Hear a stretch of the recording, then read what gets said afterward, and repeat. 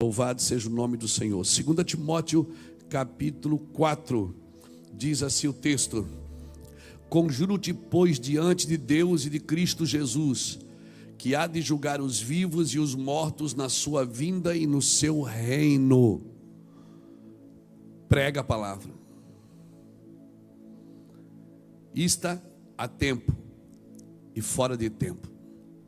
Admoesta, repreende, exorta com toda longanimidade e ensino, porque virá tempo em que não suportarão a sã doutrina, mas tendo coceira, algumas traduções dizem comichões, né? Coceira nos ouvidos, cercar-se-ão de mestres segundo as suas próprias cobiças, e se recusarão a dar ouvido à verdade, voltando às fábulas. Tu, porém, é com você. Tu, porém, sê sóbrio em tudo, sofre as aflições, faze a obra de um evangelista, cumpre bem o teu ministério. Aleluia. Tem uma palavra para o mundo, mas tem uma palavra para você. Como você vai se comportar nesse meio? O mundo tem uma palavra: olha, vai acontecer isso. As pessoas não vão dar crédito ao que vocês vão dizer, vão zombar de vocês, como tem feito isso, né? Você vê isso na internet, as pessoas zombam da gente. Basta a gente falar uma coisinha errada aqui, que as pessoas estão zombando da gente na internet. Vira meme, né? A gente vira meme. Às vezes uma canção com uma letra errada. Eu sei que tem irmãos que não fazem isso nem por maldade, é zoeira mesmo. Mas em tempo de guerra não se dança, em tempo de guerra não se festeja. Nós precisamos entender os ambientes e o que cada ambiente nos transmite e como nós devemos nos comportar mediante a cada ambiente. Estende a sua mão para cá, me abençoa. Eu recebo a sua intercessão, recebo a sua palavra. Eu recebo o seu amor e o seu carinho, eu recebo as suas orações e as suas lágrimas, recebo também as suas críticas, recebo o seu calor humano, recebo a sua intercessão. Ora por nós, Pai, obrigado. Obrigado pela tua palavra, pela tua santidade, pelo teu poder, pelo teu amor. Coloca as mãos sobre nós, Senhor. Estende sobre nós as tuas mãos, coloca as tuas mãos sobre os nossos pulmões, sobre os rins. Coloca a tua mão sobre os fígados, sobre a vesícula, sobre o intestino, sobre cada órgão do nosso corpo. Coloca as tuas mãos e estende, arrancando toda e qualquer enfermidade, qualquer mal, qualquer coisa que possa roubar essa palavra antes que ela chegue na vida de alguém, em nome do Senhor Jesus Cristo. Irmãos, a carta de 1ª e 2ª Timóteo para mim são cartas apostólicas. Paulo falando para Timóteo, Paulo admoestando Timóteo, ensinando Timóteo. Paulo fala em 1ª e 2ª Coríntios, ele fala, manda Timóteo falar aos presbíteros, manda Timóteo falar aos diáconos. Eu acredito que Paulo está falando para a liderança da igreja e para o serviço da igreja. Todo mundo é serviço, né? Mas nem todo mundo é liderança. Mas as cartas de Paulo, elas sempre são admoestadoras, elas são cartas discipuladoras. E Paulo falando a Timóteo, ele está ensinando Timóteo, como ensinou a Tito, como ensinou a tantas igrejas no Novo Testamento. Talvez a pessoa que mais instrui a igreja no Novo Testamento. E irmãos, eu tenho entendido que, falando da nossa casa aqui, Ministério Mevan, nós até fizemos uma reuniãozinha essa semana com alguns irmãos aqui, e a gente estava até falando sobre isso. O Mevan é como um mosaico, né? É um monte de caco junto que virou uma tela bonita. Se você separar o caco do outro, é só um caco. Mas o Mevan, eu considero assim o Mevan como um mosaico, sabe?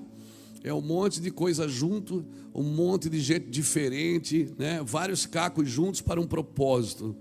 E muitos de nós já decidimos, né? Não é uma escolha, não tem mais escolha, a gente já decidiu ser crucificado com Cristo, até porque tudo que eu não sou, Cristo é, Então eu prefiro ser o que Ele é do que tentar ser uma coisa que muitas vezes eu não vou conseguir ser. Então eu prefiro estar crucificado com Cristo, entendendo princípios que a nossa vida ela não consiste em perseguir a felicidade, mas consiste em perseguir a Deus.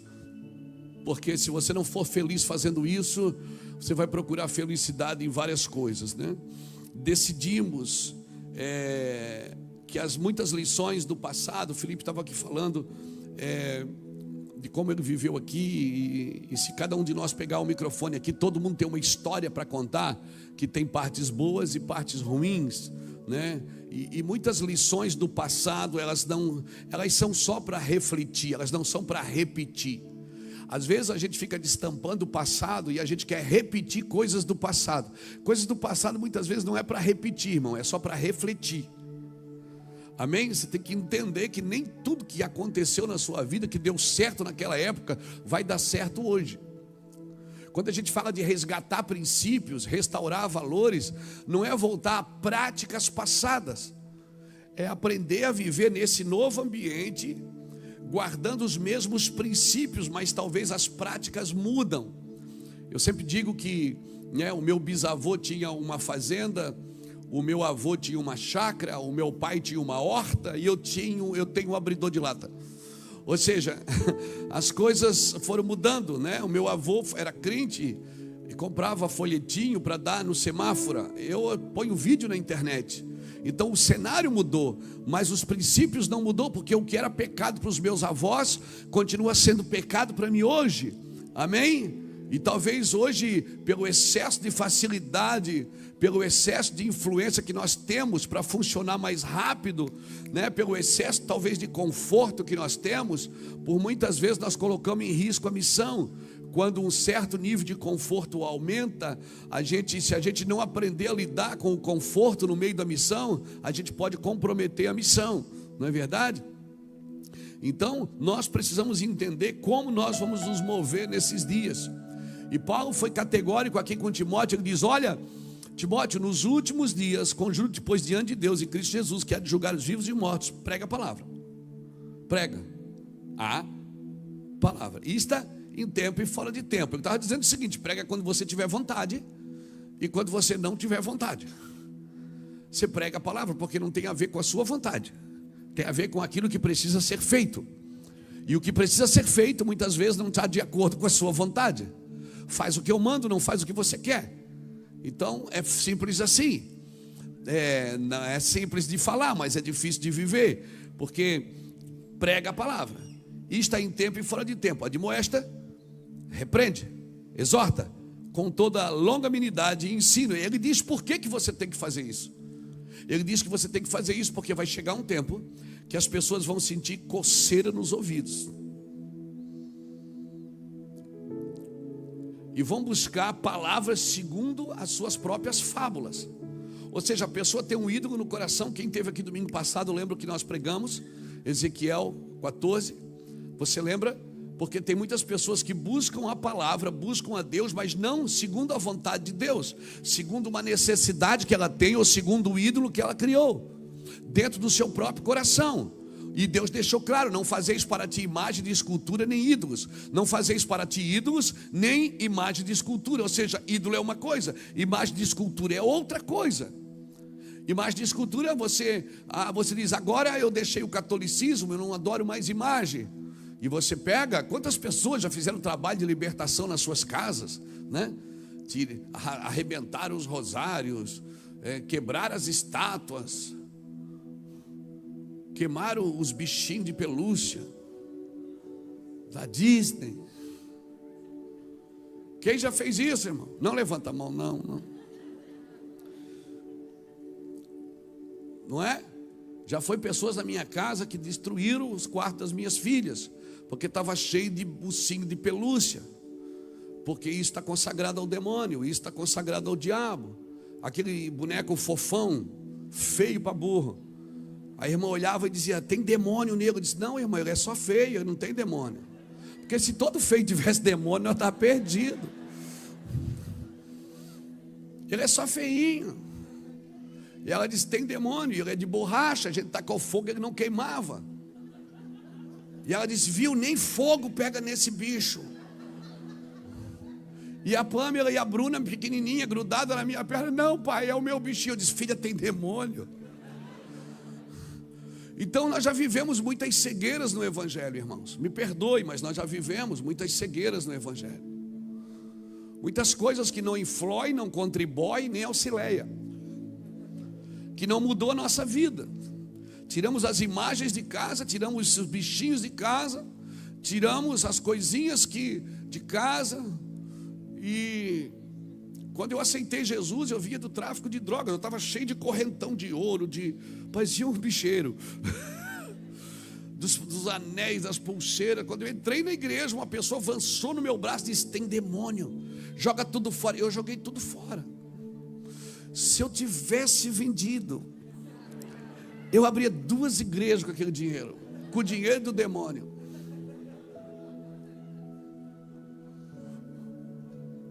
Mas ok, passou, a gente queria acertar. E quando você quer acertar, não é? É que nem a pessoa que não tem cabelo. Dizer para ela que isso nasce, ela passa. Quem não tem cabelo, qualquer coisa que você disser para ele: passa babosa, ele compra babosa em quilo, irmão. Passa não sei o que, mostarda, nasce. Passa mostarda, bota mostarda. Porque a gente acredita que pode mudar. Então, eu queria mudar. As pessoas querem mudar a gente. Mas só que as pessoas querem mudar a gente de fora para dentro, irmão. Quer enfiar meio metro de roupa a mais. Quer mudar a nossa concepção acerca das coisas de Deus. Ensina a gente a ter medo de Deus. E a gente ficava com medo de cortar o cabelo, porque se cortasse o cabelo, tinha gente tendo visão no céu, com gaveta cheia de cabelo, irmão. Então o irmão chegava no domingo na igreja e que teve uma visão com uma gaveta cheia de cabelo. A gente acreditava. Só que depois você passava na rua e viu o irmão fumando. Era o irmão missionário Hollywood.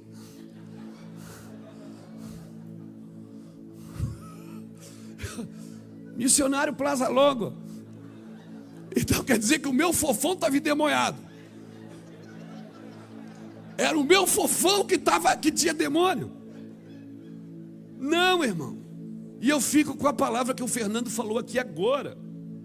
Você sempre vai ter uma visão a partir do lugar que você está. Se você é uma pessoa que se exalta fácil, quando você faz uma coisa boa, você fica todo exaltado.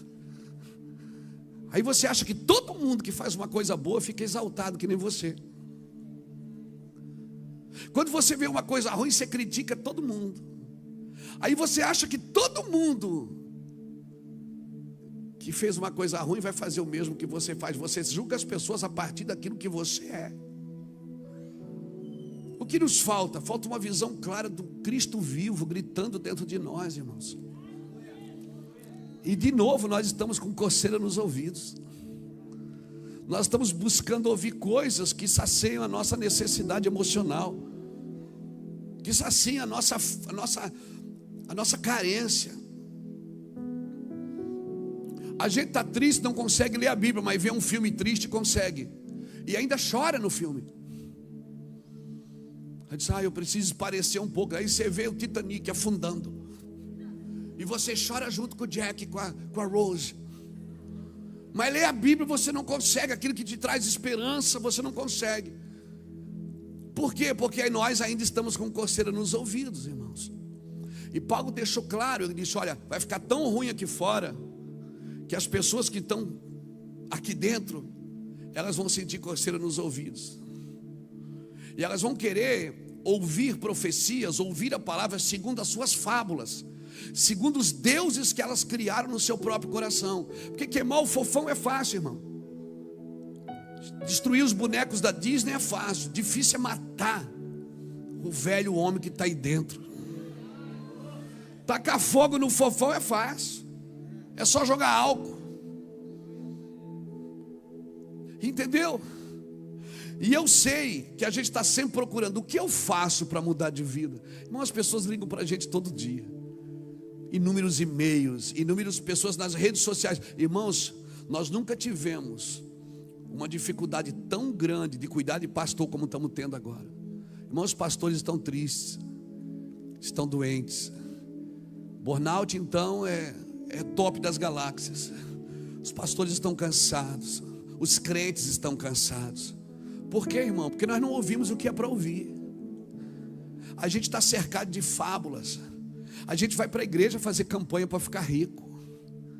A gente vai para a igreja para receber uma bênção. Bênção não é uma coisa que você pega, é um lugar que você entra.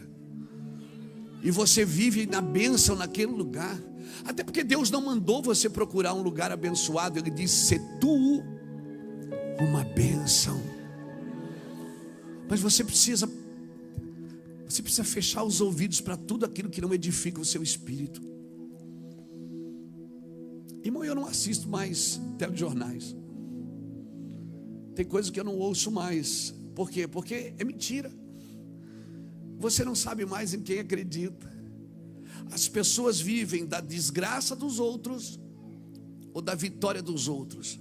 Poucas pessoas têm as suas próprias vitórias para contar ou as suas próprias derrotas para resolver. A gente está sempre querendo ver a vitória do outro ou a guerra do outro. A guerra do outro e a vitória do outro, o problema do outro, o pecado do outro virou notícia na minha vida. Então, eu não posso medir as pessoas por aquilo que eu sou. Uma pessoa que vive de reconhecimento, ela tem a tendência a desanimar quando ninguém reconhece ela, quando ninguém aplaude o que ela está fazendo. E Deus faz isso com você, Ele permite isso, para que você realmente, você faz bem feito e não tem ninguém para aplaudir. Para quê? Para Deus está te curando do orgulho. Você faz bem feito e ninguém está lá para reconhecer. Ninguém chancela, ninguém assina embaixo. E você, numa atitude de maior orgulho ainda, você diz: "Eu não faço para o homem". Faz sim. Eu não faço para o homem, o negócio é com Deus. Mas como é bom ganhar um aplauso, irmão. Como é bom quando alguém passa: "Meu Deus, quem é que fez isso?" Aí você diz: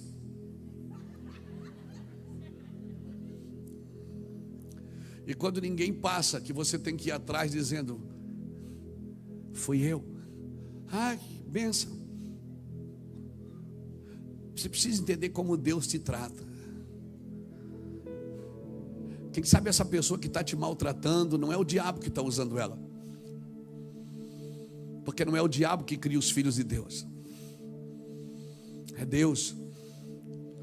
Quem sabe essas pessoas que estão fechando portas para você é o próprio Deus. Quem sabe essas pessoas que estão te ofendendo estão sendo instruídas por Deus aonde tocar, porque Deus sabe onde toca. E você acha que foi o diabo que se levantou, e Deus diz: "Não, eu estou te ensinando. Eu estou te ensinando a parar de ouvir tudo e me ouvir.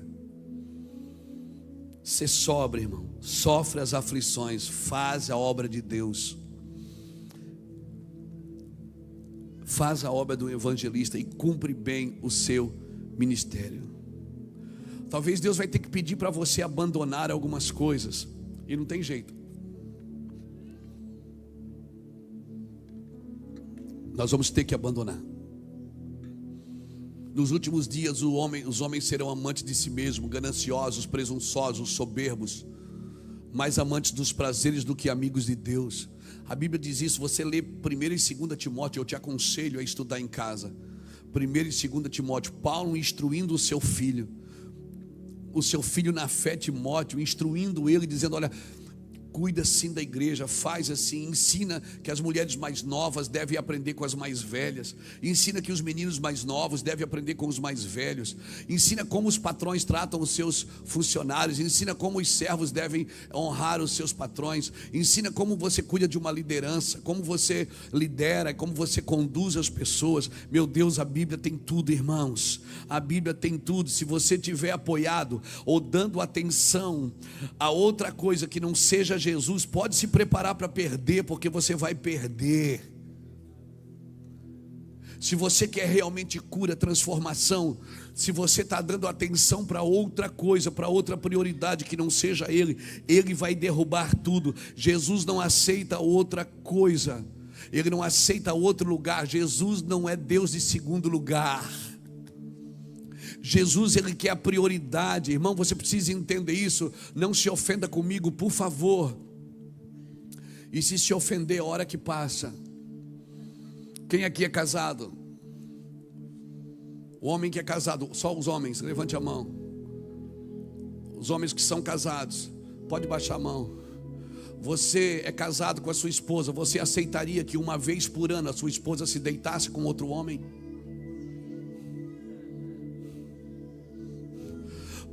Você permitiria que a sua esposa uma vez por semana se deitasse com outro homem que não fosse você?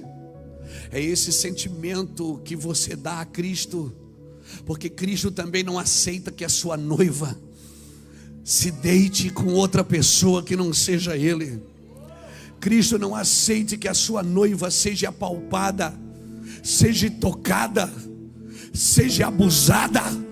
Deus não permite isso com a sua igreja. A noiva é do noivo, João Batista falou, declarou, estabeleceu, e ela é do noivo. Ele não permite que o mundo abuse da sua igreja. Ele não permite que outro ensino seja dado. A igreja não pode ser dirigida por filosofia, por psicologia, por parapsicologia, por psiquiatria. A igreja não pode ser dirigida por isso. Isso tudo contribui com a igreja. A igreja é dirigida pelo Espírito Santo de Deus. É o Espírito Santo de Deus. Não tem manipulação, não tem controle, não tem jeitinho. Prega a palavra. E está em tempo e fora de tempo, porque vão sentir coceira nos ouvidos.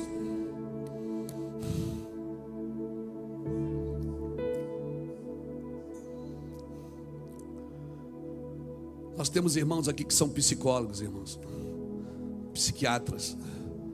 Nós temos irmãos aqui que são coaches, que ensinam você não a ganhar dinheiro, mas ensinam você a não ser ganho pelo dinheiro. Que ensinam você a não ser presa fácil para mamão. Nós temos irmãos psicólogos aqui que eles conseguem ir até uma área, mas chega ali, dali por diante é só o Espírito Santo. Porque quando o Espírito e a noiva se juntam, sabe o que eles dizem?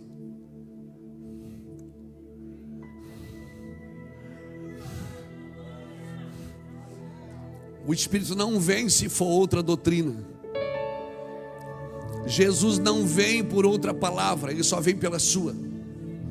Jesus não estabelece a sua vontade por outra palavra. Então quando o Espírito, Dudu, e a noiva se juntam, eles dizem uma só palavra: vem.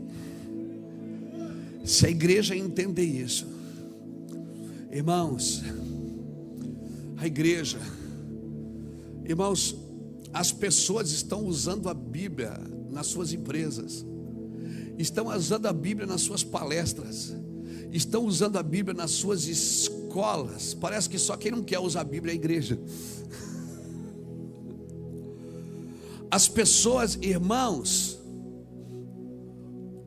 os maiores ensinadores, palestrantes, coaches dessa nação usam a Bíblia como base.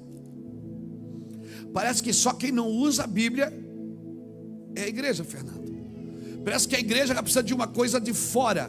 Ela precisa de um brilho maior, de uma luz mais, de um pouco mais de estrelismo. Ela precisa de alguém. Eu me lembro quando a gente começou a pregar o Evangelho, que as pessoas botavam assim nas faixas. Lembra aquela faixa escrita com a mão, Gladys? Que pegava o pincel e escrevia com a mão e dizia assim, ó: dia tal ao dia tal, grande conferência com o pastor fulano de tal, vindo de São Paulo. É porque quando você falava assim, vindo de São Paulo, vindo do Rio, vindo não sei de onde, meu Deus, parecia que era o céu. A gente tem sempre que dar um toque, um tempero a mais externo, porque parece que só pregar a palavra não é suficiente. Parece que você não consegue segurar as pessoas na igreja se for só o evangelho. Você tem que estar oferecendo um presente, alguma coisa ungida para ela levar para casa. Você tem que estar prometendo algo. Ou seja, quando você sair daqui hoje, lembra que eu tenho que fazer uma promessa para você voltar domingo que vem. Eu tenho que sempre estar segurando você na linha. Eu tenho que ter sempre uma isca viva. Eu tenho que ter sempre um presente, um artifício, um argumento. Jesus está cansado disso, irmãos. E sabe o que Jesus está dizendo para a gente hoje? Derruba todos os ídolos de dentro do seu coração. A minha palavra é suficiente. Porque se eu fizer outra coisa aqui para atrair pessoas, eu vou ter que dar isso toda semana para elas. É por isso que tem ministérios que, se tirar a câmera de televisão, não tem mais nada para oferecer. Se tirar a música boa, não tem mais nada para oferecer. Se tirar o artista do palco, não sobra nada para dar. Se tirar o pregador famoso, tirar o microfone da mão dele, Fábio, não tem mais nada para dizer. Então, todos, irmãos, eu não sou contra isso. Por favor, eu quero que você entenda. As nossas canções tocam na internet, milhões de pessoas assistem. Reuel tem 10 milhões de pessoas que ouvem as músicas dele. Todo dia tem 7, 8 mil pessoas assistindo o nosso culto agora. Não é isso, irmãos. É quando nós começamos a substituir a voz de dentro pela voz de fora. Porque você não vai sentir coceira no espírito. A comichão, ela está aqui no ouvido. Porque você quer ouvir uma coisa, entendeu? Você quer alguma coisa de fora. Você quer ouvir alguma coisa de fora. Você já se perguntou, já foi num shopping? Você viu que o piso do shopping é liso? É para você não correr, para você passar devagar e ouvir. E você entra numa loja, cada loja tem a música de acordo com o produto que ela vende. Por quê? Que é para pegar você pelos ouvidos. Você está me entendendo? Ouça o que o Espírito tem a dizer para a igreja, irmãos. Ouça o que o Espírito tem a dizer para você. Você é um servo de Deus. Se você foi comprado por bom preço, se você foi ganho pelo Evangelho, irmão, só o Evangelho se sacia. E eu vou te falar, nos primeiros 30 minutos de uma reunião, você já sabe se Deus está ali ou não. E não adianta inventar. Pode tocar tudo que tiver, pode chamar a manivela, não adianta. Você já sabe, porque é de dentro para fora, irmão. Se você estiver apoiado e dando maior atenção a outra coisa que não seja ele, se prepare, ele vai derrubar. Seu hobby preferido, seu programa preferido, seu esporte preferido. E você ouviu bem o que eu falei aqui. Você não permite que ninguém toque na sua esposa, no fruto da intimidade. Como que Deus vai permitir, irmãos? Como que Deus vai permitir? Nossa comunhão é com o Pai e com o Filho. 1 João capítulo 1, versículo 3 diz que nós temos comunhão com o Pai e com o Filho. Que comunhão é essa com o Pai e com o Filho? Porque o Pai é o meu alvo, o Filho é o meu modelo. Então eu não consigo chegar no alvo sem o meu modelo. E do que adianta ter um modelo se eu não tenho um alvo? Eu tenho comunhão com o Pai e com o Filho, diz 1 João capítulo 1, versículo 3. A minha comunhão é com o Pai e com o Filho. Porque o Pai é o meu alvo, mas o Filho é o meu modelo para chegar nesse alvo. Jesus estabeleceu, Jesus é a minha medida, é a medida exata de Deus. Se nós tivermos uma pura comunhão com Deus, se eu tiver uma pura comunhão com Deus, irmão, Deus vai fazer surgir relacionamentos saudáveis, com pessoas saudáveis no corpo de Cristo. Não significa que elas têm que ser crentes, mas se eu tenho relacionamento com Deus, Deus vai me permitir ter relacionamentos saudáveis. E sabe quem é que vai escolher os seus amigos? Sabe quem é? É Deus. Um dia Deus falou assim para mim: Luiz, o púlpito da sua igreja, da igreja que você congrega, não é para os seus amigos, é para os meus amigos.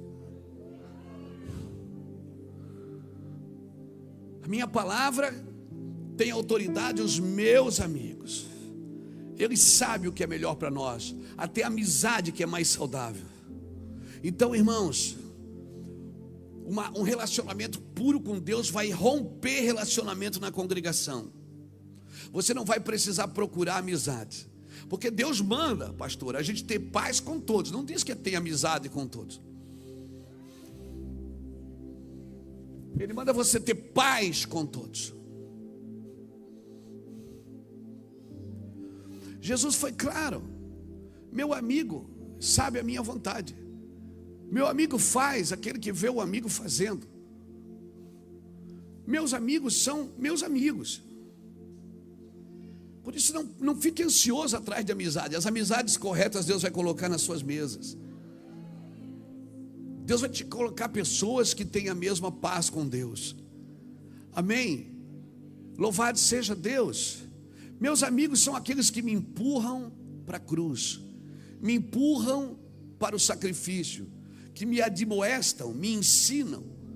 Jesus falou, Paulo falou para Timóteo: admoesta, ensina, repreende com toda longanimidade e ensino. Aí você começa a entender por que Jesus chama Pedro de demônio e Judas de amigo. Porque Pedro queria morrer no lugar dele. Ele disse: para trás de mim, Satanás. Mas Judas entregou ele para morrer. Ele disse: amigo, faz o que tu tens para fazer, mas faz rápido. Como que você entende uma coisa dessa? Pedro, que quer morrer no lugar dele, ele diz: demônio. O cara que entrega ele para morrer, ele diz: amigo. Jesus, você é muito doido. Você me deixa pirado. As suas colocações, elas me constrangem, elas me desafiam, elas me confrontam, pastor Vânios. Porque Pedro naquele momento estava impedindo Jesus de chegar na cruz.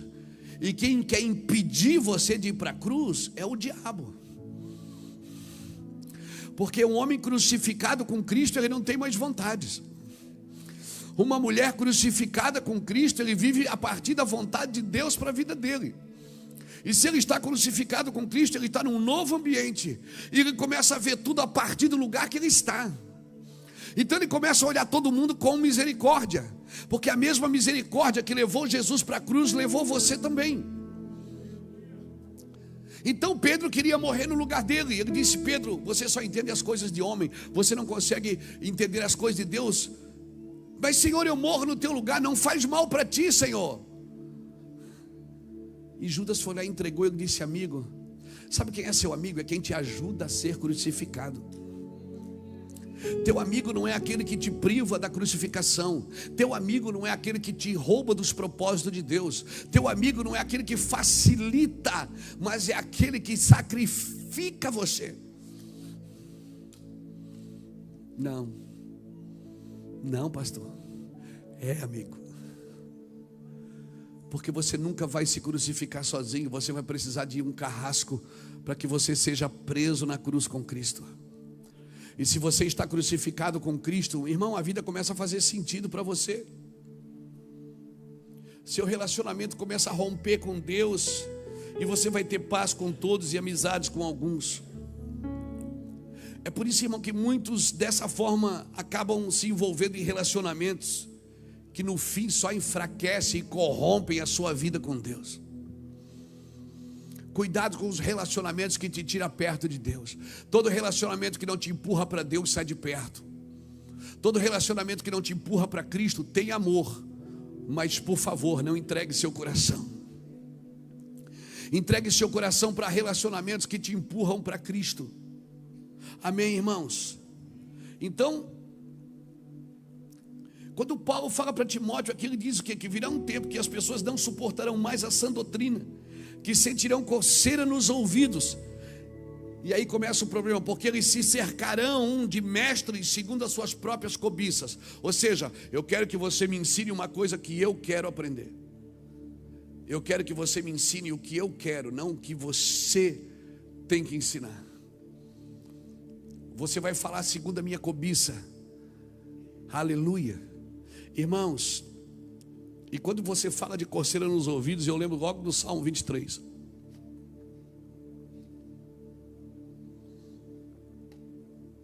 Que ele diz assim no Salmo 23, versículo 5: unge a minha cabeça com óleo, o Senhor é meu pastor e nada me faltará. Deitar-me faz em verdes pastos, guia-me mansamente às águas tranquilas, refrigera minha alma por amor do seu nome. Ainda que eu ande pelo vale da sombra da morte, não temerei mal algum, porque tu estás comigo, a tua vara e teu cajado me consola. Unge a minha cabeça com óleo e o meu cálice transborda. É uma prática comum dos pastores. Antes de soltar as ovelhas no pasto, eles ungiam a cabeça da ovelha, passavam azeite, para que ela pudesse pastar em paz, para que a mosca não ficasse pousando, e cada vez que ela levantava para sacudir, ela ia perdendo o trato. Então, sabe por que a gente quer ouvir coisas que não dizem respeito a Deus, que não edificam? Porque está faltando óleo na nossa cabeça. Porque se tem óleo na sua cabeça, você não vai querer ouvir outra coisa, irmão. As pessoas discutem até hoje: pode ouvir música do mundo? Irmão, se a tua cabeça tem azeite, nenhuma palavra que não edifica vai entrar no seu coração. Você pode, quantas vezes você está num restaurante comendo, ontem mesmo com a sua família, e a música está tocando lá, e você está aqui, você não está nem prestando atenção, você não é edificado por isso. As grandes discussões, porque a gente tem sempre a mania de querer saber o que pode, o que não pode, que a gente quer andar no limite.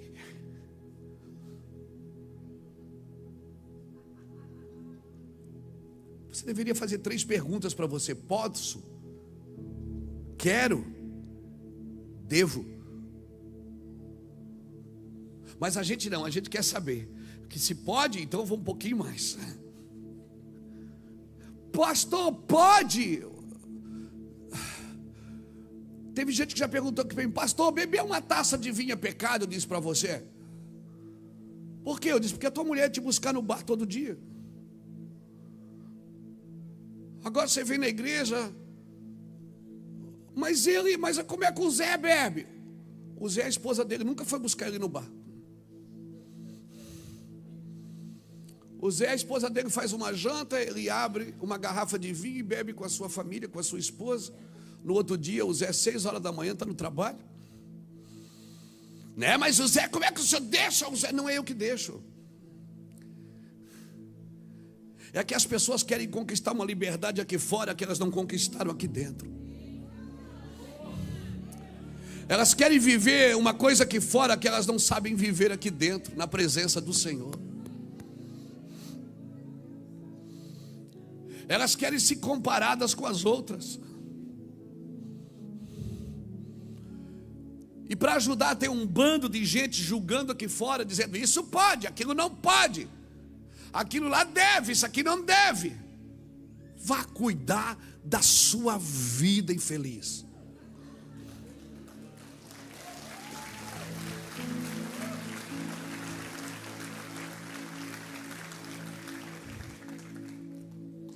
Se você estiver aqui embaixo, você vai ver de um jeito.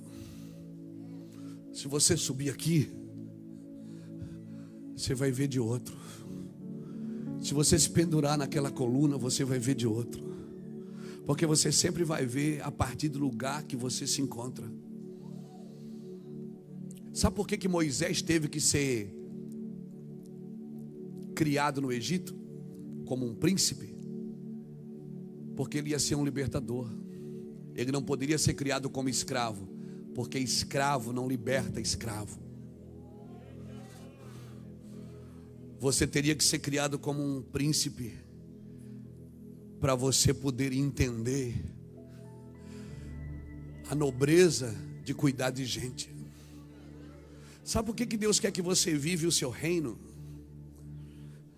Para você aprender a valorizar o seu reino. Quando Deus te dá algumas coisas, não está dizendo que você é melhor do que os outros que não têm. Ele está tornando você mais responsável em repartir com os outros que não têm. Se Deus está te dando sabedoria e os outros não têm, você é mais responsável por colocar essa sabedoria na mesa, esse recurso na mesa, essa vida na mesa. Mas você não. Agora Deus me abençoou. tem gente que Deus não pode abençoar, porque Ele não vai ser modelo para ninguém abençoado.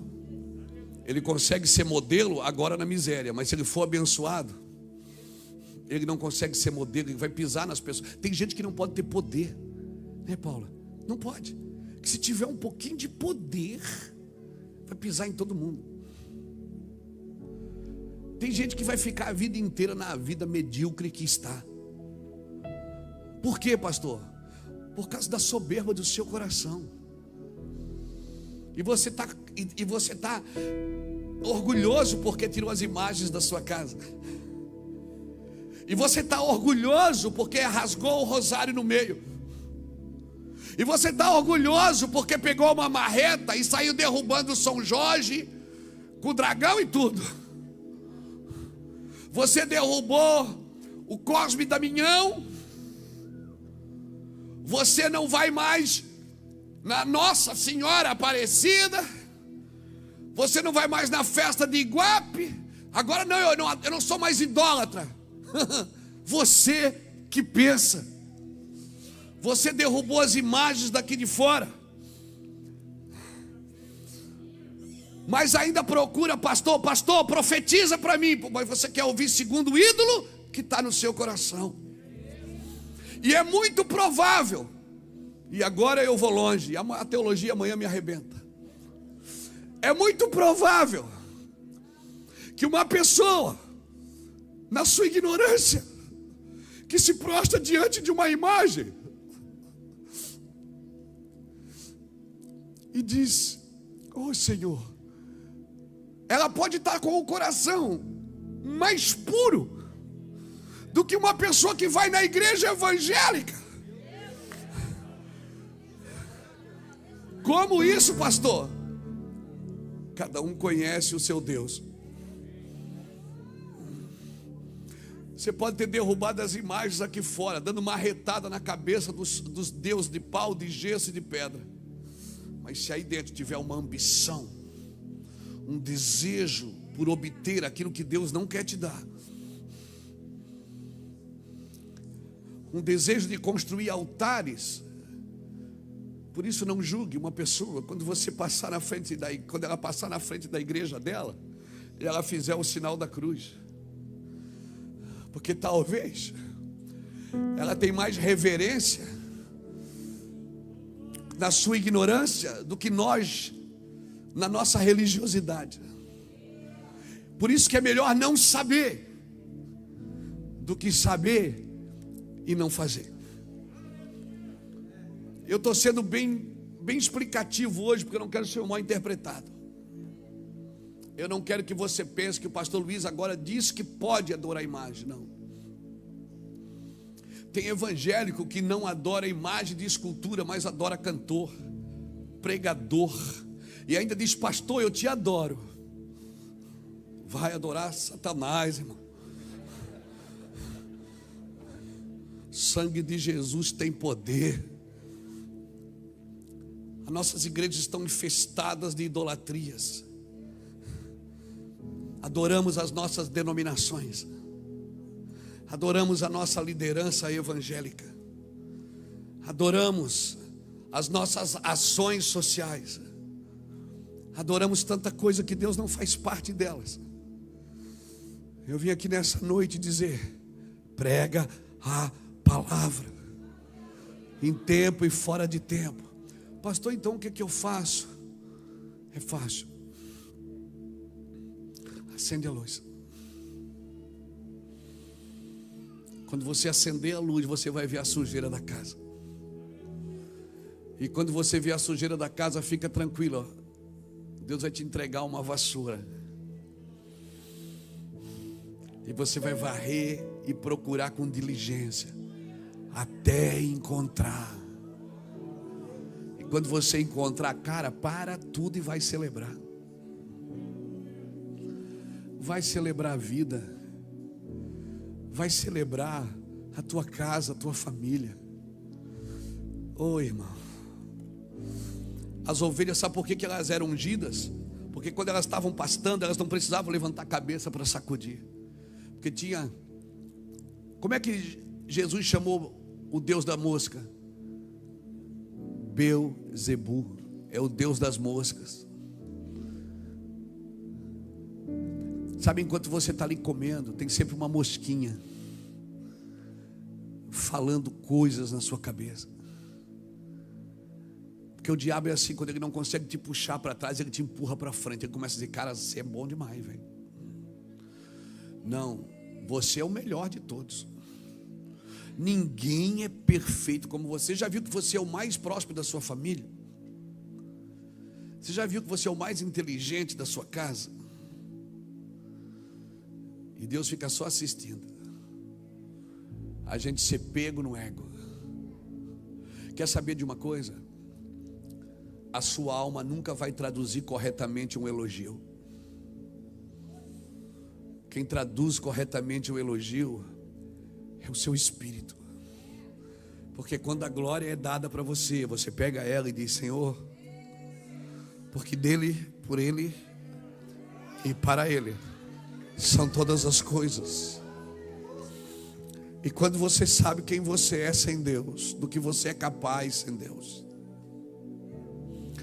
você sabe que sem Deus você não estaria aqui.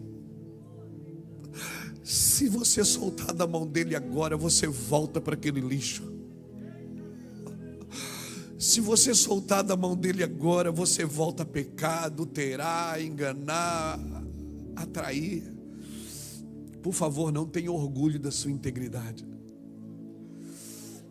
Não tenha orgulho. A sua justiça é como trapo de imundícia. Quando Satanás pousar no ombro e dizer assim: olha, e começar a dizer: olha, por que você não faz isso? Agora você tem dinheiro.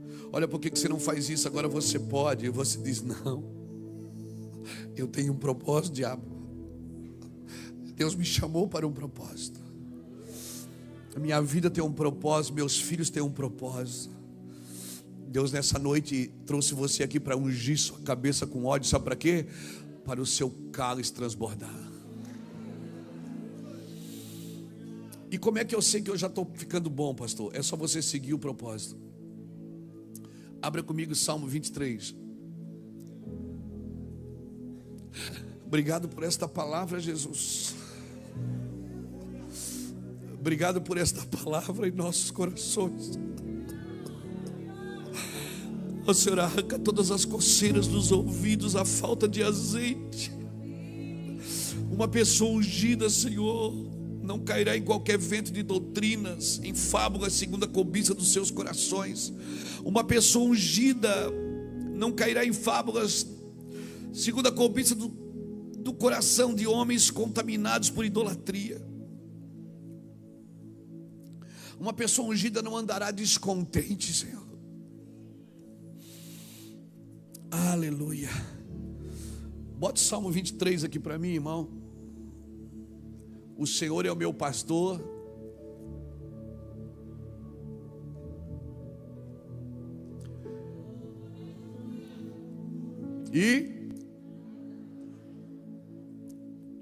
Mas está me faltando, então ele não é seu pastor ainda.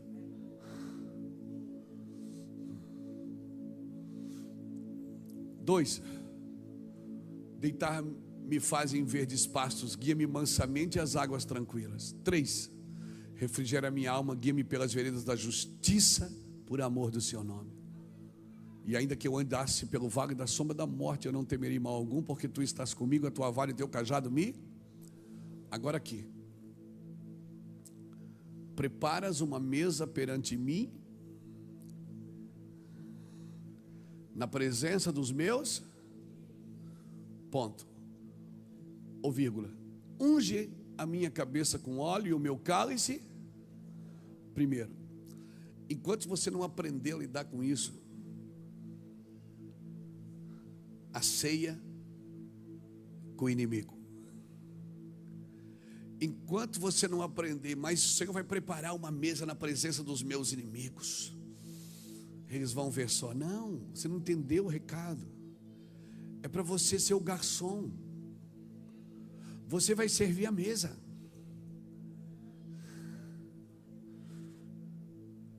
Ele está dizendo que é para você servir. preparas uma mesa na presença dos meus inimigos. Você vai aprender a servir os outros.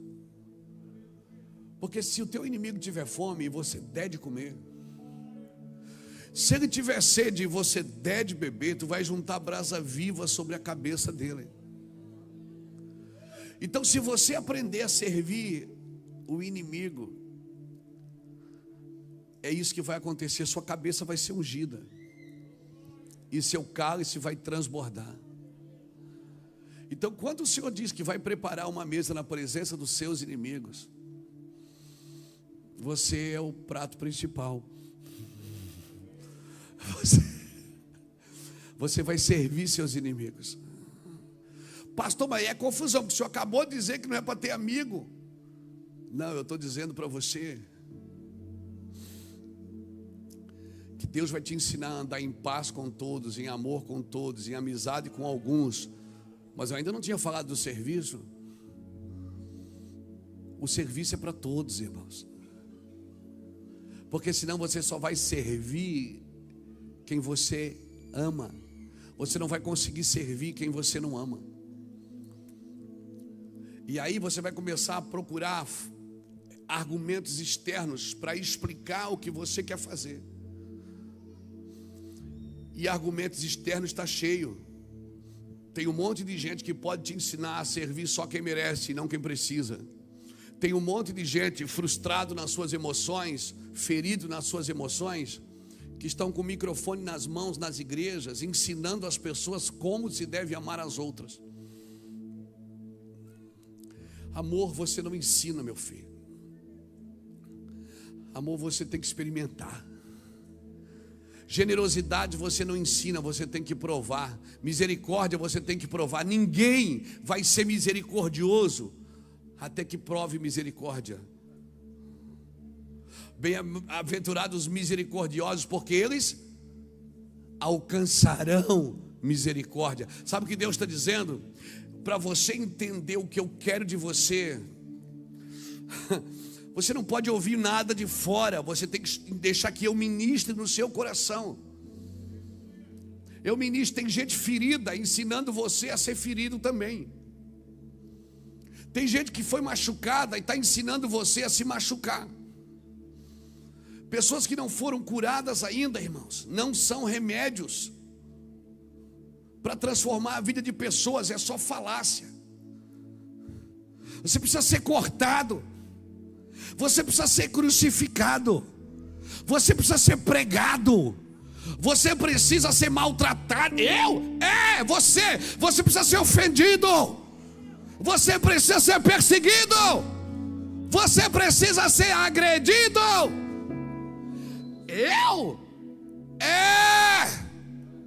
Porque não tem como você dar o outro lado sem alguém te ferir no lado primeiro. Não tem como você ir a segunda milha se ninguém te convidou nem para ir a primeira. Como é que você vai dar o outro lado se alguém não ferir o outro? Você nunca provou o dom de dar o outro lado, porque você nunca se deixou ferir. Como eu posso ensinar sem ser curado? Mas como eu serei curado se eu não fui ferido? Estamos concordando ou não? Como eu posso dar a minha túnica se eu não entreguei nem a capa? A glória não está no primeiro bufetão, irmão. Está no segundo. A glória não está na primeira paulada, pastor. Pastor Gilmar, a glória é só na segunda. Então quando vier a primeira, você diz: agora eu vou entrar na glória. Agora eu vou entrar na glória. Por quê? Porque eu já fui ferido uma vez. Certamente a glória da segunda casa. Ah, meu Deus do céu. Mas não, cada vez que a prova chega, você foge. Cada vez que você tem que pular o obstáculo, você empurra. Cada vez que você está na ponta, você está na ponta ali, você sai da fila. Porque eu sei que é insuportável perder.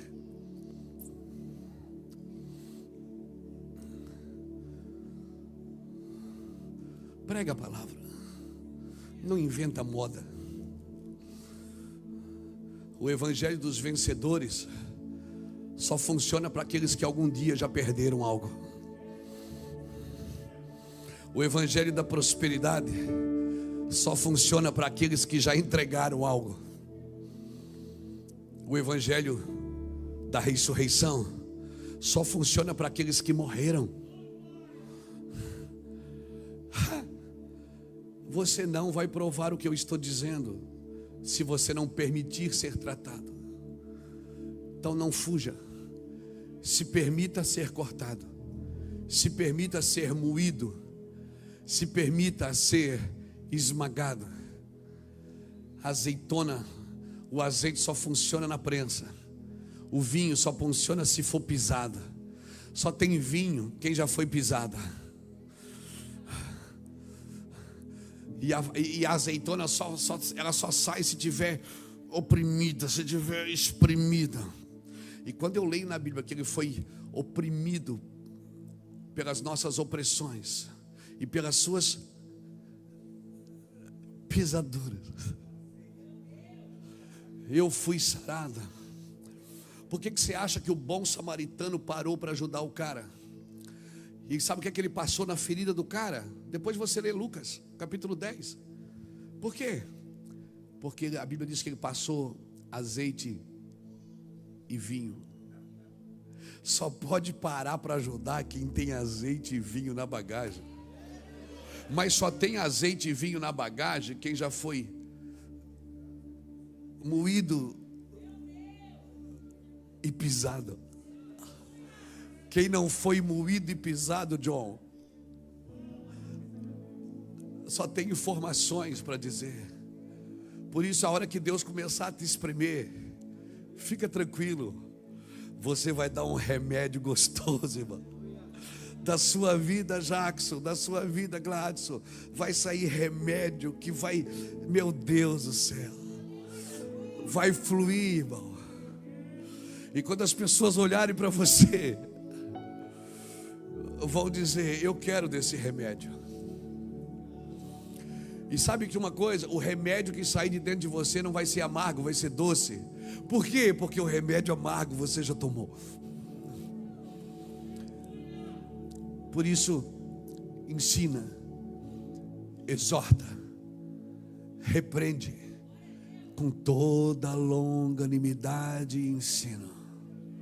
Faze a obra de um evangelista. Cumpre bem o teu ministério.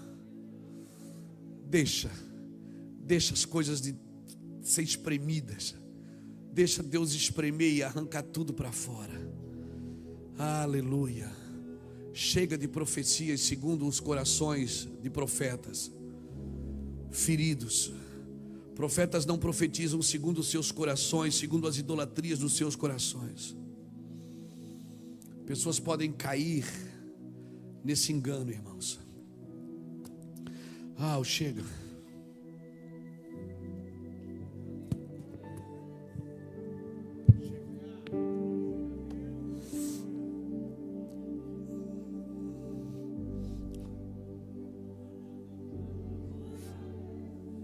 Eu fecho meus ouvidos para todas as fábulas, para toda a filosofia humanista. Eu não estou anulando a filosofia, por favor. Eu não estou anulando anos e décadas e séculos de estudo. Eu não estou anulando, Beto, a psicologia, a teologia, o ensino. Eu sou um cara que eu aprendo todo dia. Vocês sabem disso. Mas nada pode substituir a voz dele dentro de você. Talvez você vai chegar numa empresa e você não vai nem abrir sua cartilha e vai ensinar nada. Você só vai orar. Você só vai levantar sua mão e aquela empresa vai se tornar a empresa mais próspera da cidade. Talvez você vai entrar numa escola para ensinar e você nunca vai ensinar. Você só vai abrir a boca e a glória vai vir. Eu termino aqui. Eu me lembro quando eu fui convidado para ir numa faculdade dar uma aula de administração de empresas para uma gincana do 2º ou 3º ano de administração de empresa, eu não me lembro, faz anos isso. Eu e o Lapa fomos. Eu nunca administrei nada na vida, nem a minha vida eu administrava direito. Mas os meninos me convidaram como pastor da igreja. E eu fui lá. Foi eu e o Lapa. Botamos a nossa roupa de crente. Chegamos na faculdade. Levamos uma caixa de Bíblia com quase 100 Bíblias. Eu estava falando ao 2º ano. Antes de mim palestrou alguém debaixo de tanta graça, de tanta sabedoria. Eu fiquei até com um pouquinho de uma inveja santa. E antes de eu começar a falar, eu levei um caderno de 20 matérias com um monte de coisa escrita. Na época não tinha os iPads, não tinha os iPhones. E antes de eu falar, a prof me chamou assim no canto e disse assim: o senhor, eu soube que os meninos me falaram que o senhor é pastor. Eu digo: eu sou pastor. Ela disse: ai pastor, eu queria pedir para o senhor não falar de religião aqui, para o senhor não misturar as coisas. Eu digo: tá bom, Satanás, pode deixar que eu não vou falar, vou ficar bem quietinho. Mas aquela palavra me oprimiu. Sabe, aquela palavra me oprimiu. Aí começou, era assim, era num anfiteatro da universidade. E tinha um monte de gente, um monte de jovem. Aí eu botei meu caderno de 20 matérias, abri. E quase já escapou um pai do Senhor. E eu disse: boa tarde. Eu estou aqui para falar de administração. Administração é do líder que administra, né? Ele é administrador que administra a administração. E, irmão, não vai.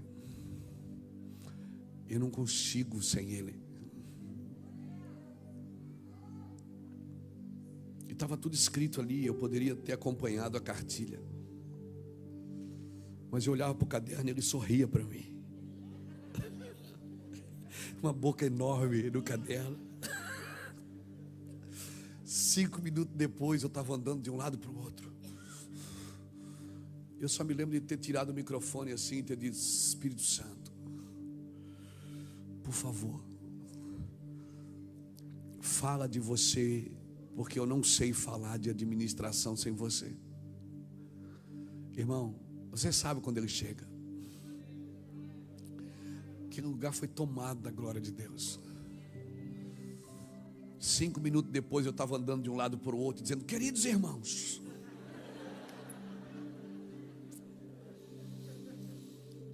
eu vim aqui para falar de administração.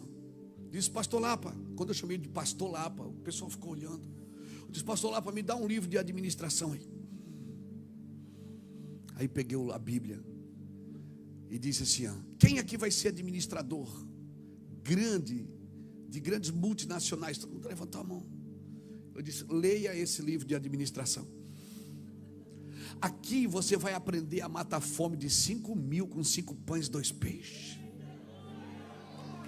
Aqui você vai aprender a andar 40 anos no deserto sem comprar um par de sapato, sem comprar uma muda de roupa, sem comprar uma marmita. Irmão, a glória de Deus invadiu aquele ambiente. O Espírito Santo começou a tomar as pessoas. Eu olhei para a prof, e a prof queria avançar em mim. Mas estava tão cheio da glória aquele lugar. Porque quando Deus vem, irmãos, eu não estou aqui, me entenda bem, menosprezando tudo que as pessoas sabem e estudaram para saber. Eu estou dizendo que sem mim nada podeis fazer. Você nunca vai ter limites para o saber. E o saber, 1 Coríntios 8 diz que ele incha, mas o amor edifica. A glória de Deus invadiu aquele teatro, irmão. Nós distribuímos as 100 Bíblias. As pessoas começaram a chorar. Os meninos vinham para frente: ô pastor, onde é que é a sua igreja? A prof ficou minha amiga. prof me abraçou e disse: olha que eu nunca ouvi uma coisa. Eu estou toda arrepiada. Toda arrepiada. Eu disse: coisas maiores do que essa tu verás, prof. Irmão, eu não me envergonho do Evangelho, porque ele é poder de Deus para salvação. Ele é poder de Deus.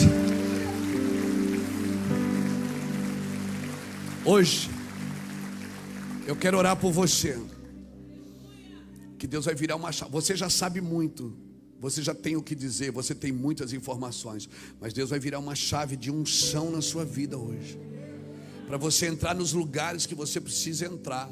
E vai ter lugares que você vai entrar, que você não vai nem abrir a boca. A glória de Deus virá. Sai correndo do seu lugar, vem aqui para frente. Eu quero orar por uma unção sobre a sua vida. Você que está em casa vai ser pego também em casa.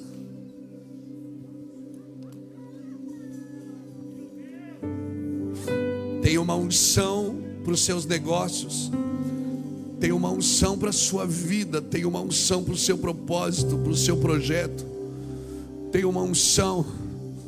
Lebaraba chore cantarala. Por favor, obrigado, querido. Tem uma unção para a sua vida.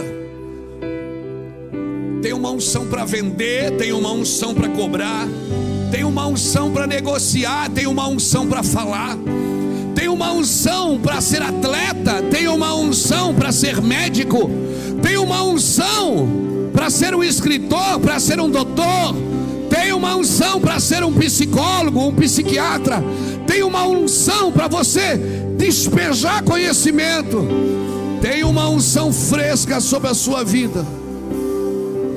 Eu quero orar sobre essa unção, e você vai receber ela nos próximos segundos.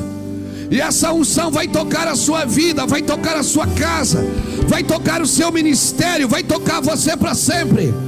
Eu quero orar por vocês todos. Sim, Deus, sim.